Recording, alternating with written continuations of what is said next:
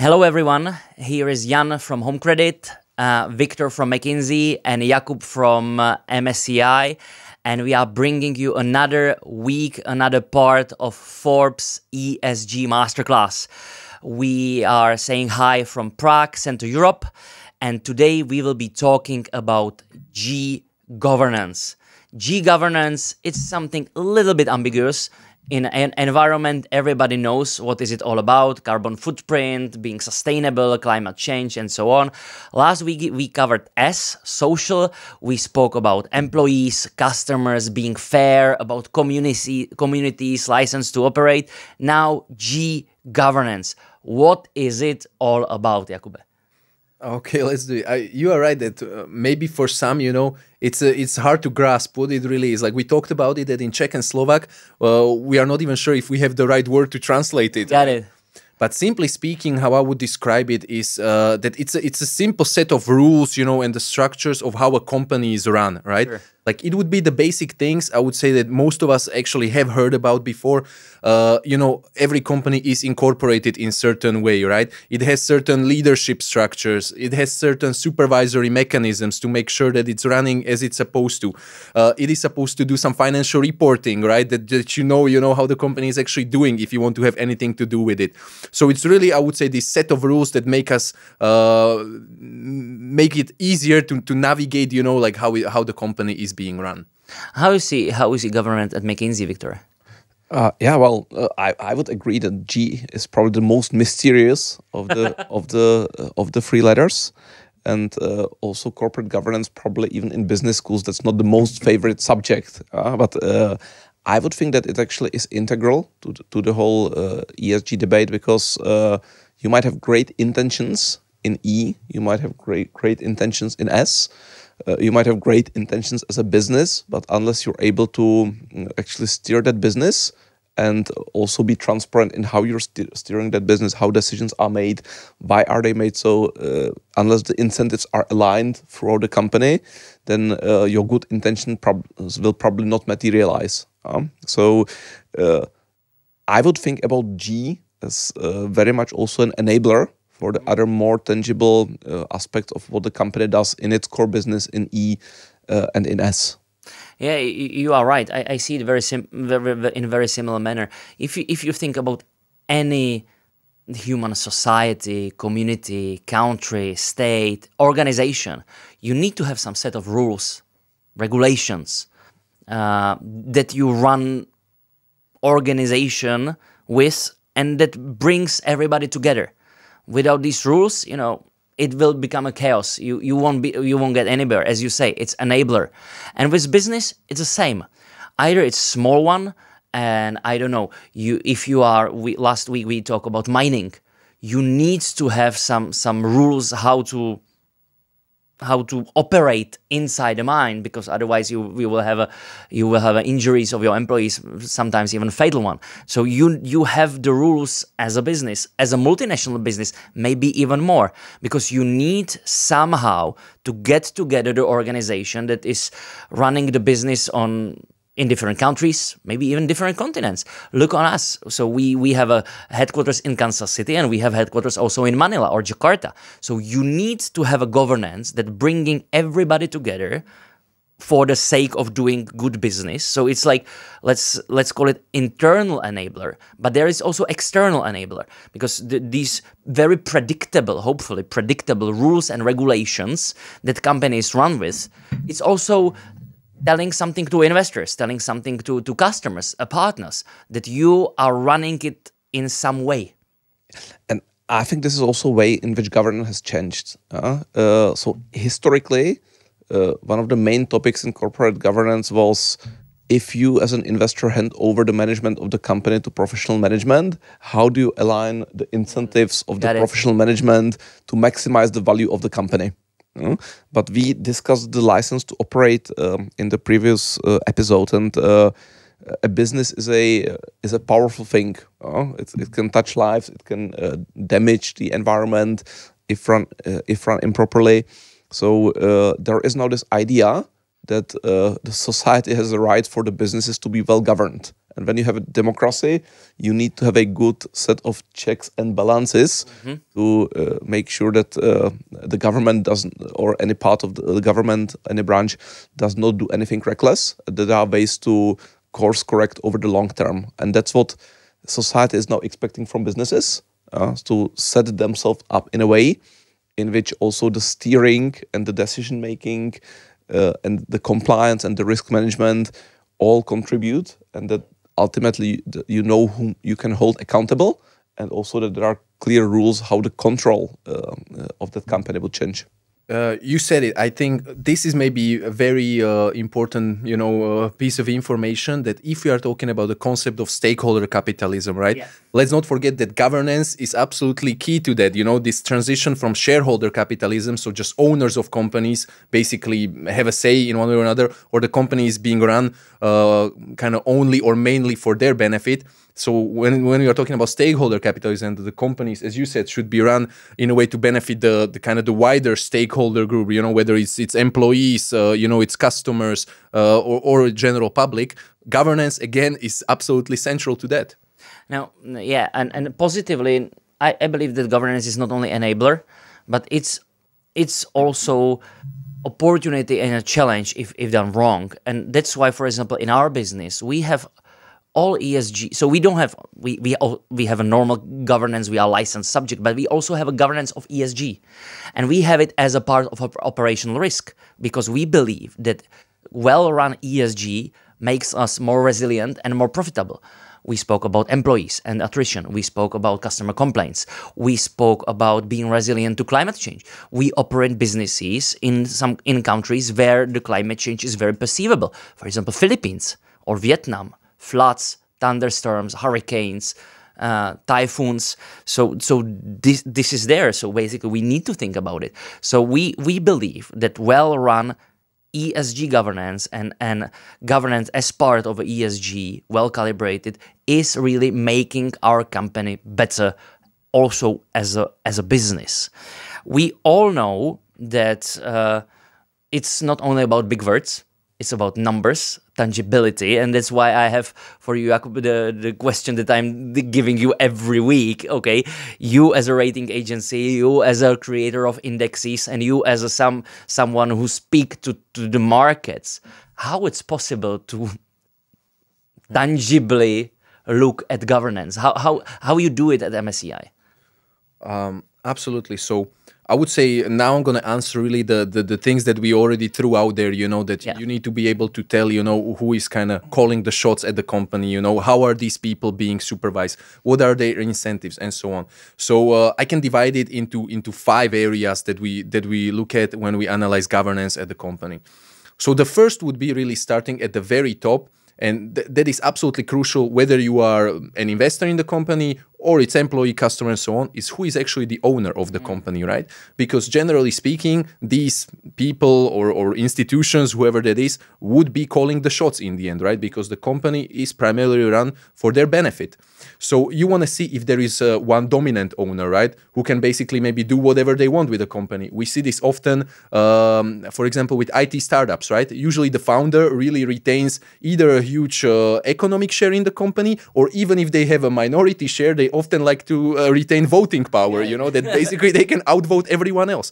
So you, as again a stakeholder in that company, you want to be aware of this. Is it going to be a fair game when we are discussing things, or am I going to be always overruled? So that's really a concentration of power which you find sometimes troubling. Absolutely. So we start over there. Then the second one, or second main area that we analyze, would be the board or the supervisory mechanism of the company, right? Which is usually either the supervisory board of directors, depends on jurisdiction. So basically here you want to make sure that the board is overseeing the management of the company to the benefit of, again, shareholders, or it can be wider stakeholders, right? In order to do that, so in order to supervise the management, what do you need as a prerequisite? You need to be independent of the management. And we don't see this often at companies. Oftentimes, the chairman of the board is the CEO of the company. So a guy is basically supervising himself, right? So you want the board to be independent of the management so they can actually supervise it without being biased. The third area that we look at, so ownership board, is the incentive structure, which I already alluded to. So you need to understand how is the management of the company, or also other employees, how are they motivated, right? So if they are actually motivated to deliver some short-term goals, and basically then they collect their bonuses, and in a way they don't care what happens afterwards, or actually the incentive structure is done in a way that really they care about the company's sustainability and long-term goals, right? Yeah. So this is again super important thing. Again, example I like to use is from before the financial crisis, when many of the, especially banks, this incentive structure was in a way broken. You could say it was really incentivizing risk, right? The fourth area would be the financial reporting. This is, I think, very well understandable. You want to make sure that the company is not cooking its books, not making up stuff. I would say very important here is to look at things like relationships with the auditor, right? Because you rely on auditors to do the due diligence work for you, right? So you want to see if maybe the relationship with the auditor can be too cozy sometimes, it's very long-term one, which is not a problem on its own. But also maybe you then see that the company is paying the auditor too well, Got it. All of these clues can tell you that maybe there is some risk that the financial reporting should be looked at, more closely.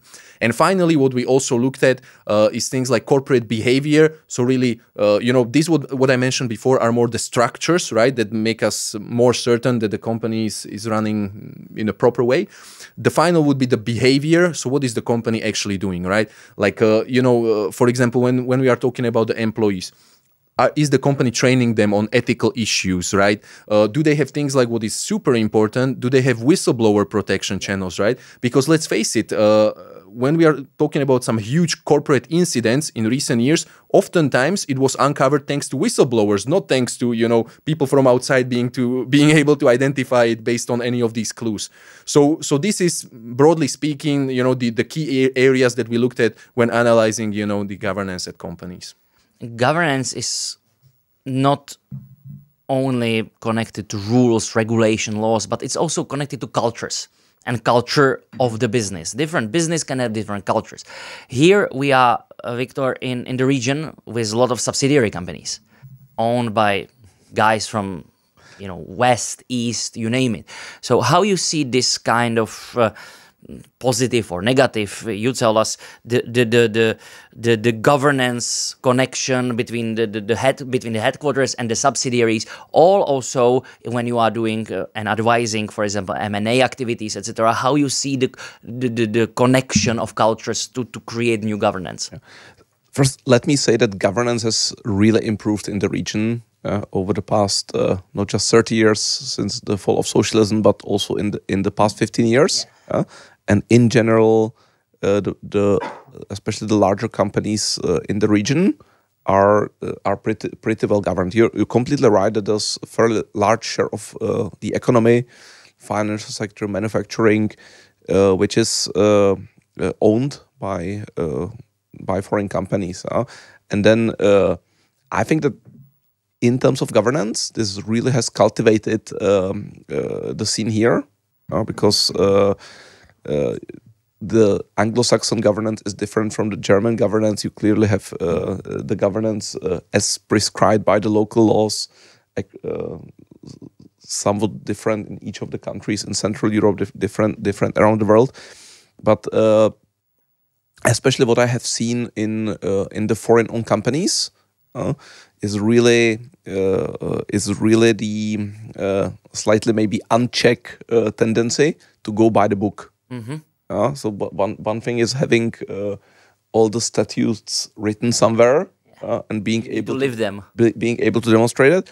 The other is to live them, and this is where I think that the foreign ownership has been quite beneficial because it's the governance is then actually lived. Yeah, I got it.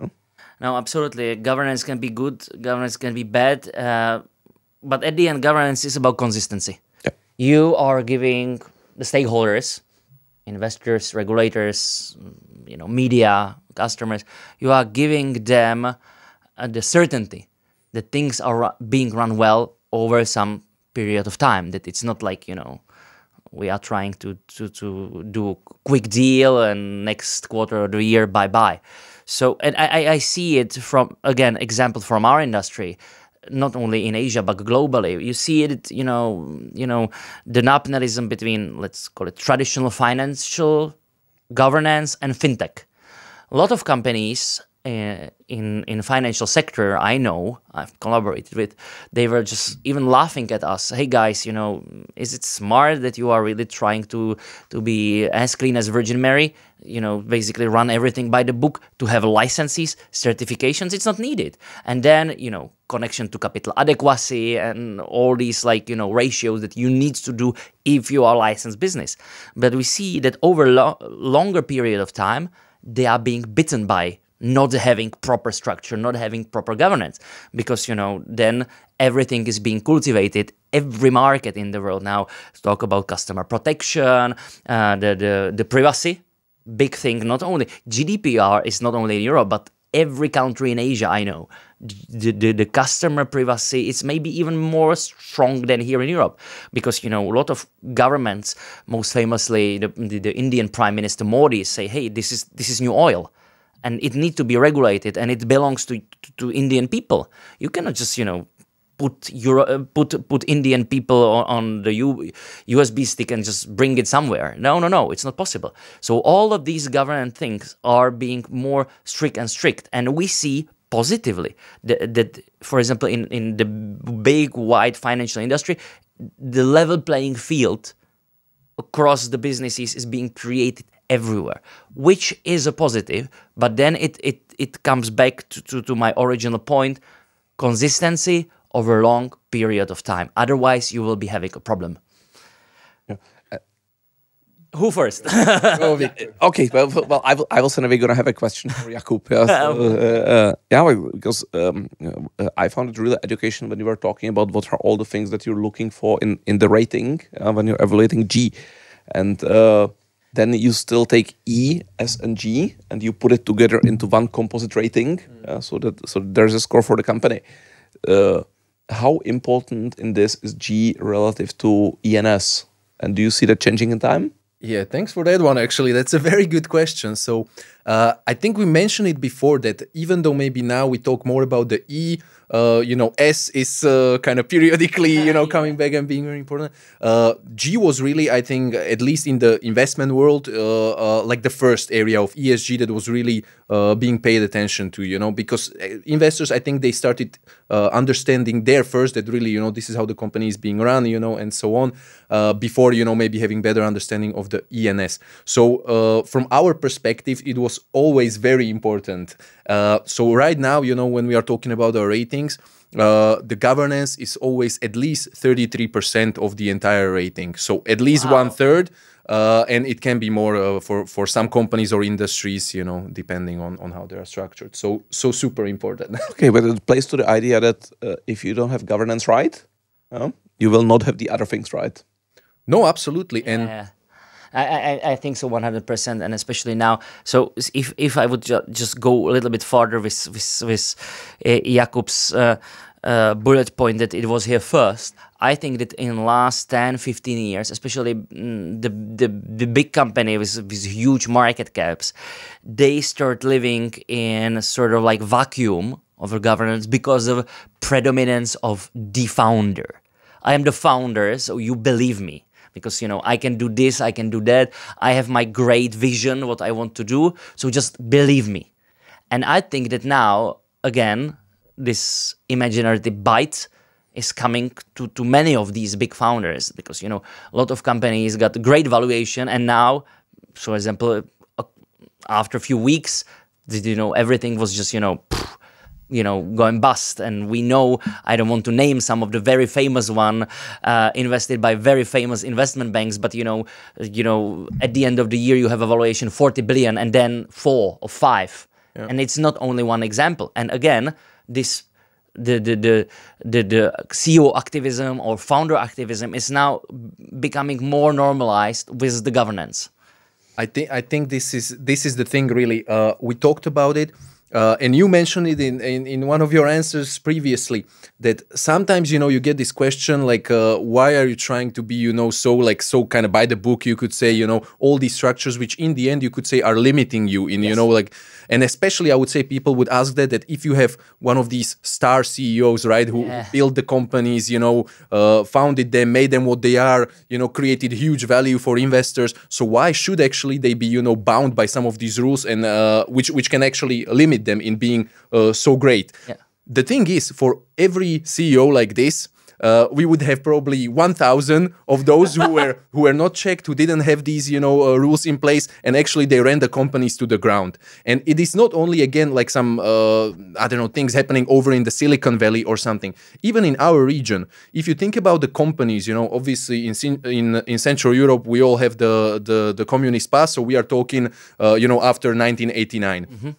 All the companies that we know and who made it, who are still active, you know, who kind of built businesses, expanded internationally, it is not being run by one guy, you know, like they actually were able to build, you know, these governance structures, delegate responsibilities, supervise, you know, the people they delegated to, and really make it into a functional company. I would say it's really rarely this star CEO, you know, performing in the long run. Yeah, you want to say something? I'm very much so, and I think that it's, you know, you can also go too far clearly, with regulation and with prescribing governance, and you can really stifle innovativeness, and if you overdo it, then of course the economy suffers. But the way I think about it is, business is important, and with great power comes great responsibility. And an analogy would be, if you own a house in the city center, you also cannot do everything and anything you want with that. You cannot let it fall down. You cannot set it on fire. There is a set of standards according to which you need to behave. And what I think has changed most in governance, and where this is going, and it's gonna be even stronger for the future, is whereas governance used to be a discipline which made sure that the companies are well managed to make money. Now it's very much a discipline which aims at creating transparency and creating guidelines for the company to be a positive force in society. And that shift will continue as the importance of E and S is increasing. I think it's a great finish line. The governance used to be the business of compliance officers, maybe the board, hopefully CEOs. Now it's a business of the whole organization. Governance is not about paperwork and rules and regulations. It's about culture, compliant culture that you are trying to build across all the departments, because this will help you sort of like automatically to move forward and not even think about the governance, because it's so embedded in your DNA and your values that basically you are able to operate without the paperwork, because you do it. So thank you for a great conversation, Viktor and Jakub. This was another piece of Forbes ESG Masterclass, this time about G, governance. You see that it's not ambiguous, it's pretty clear, straightforward. There is a reason why companies are having hopefully crystal clear internal rules, proceedings, and the governance. So you guys, as a stakeholders, have more information about us businesses. Thank you very much, and see you next week.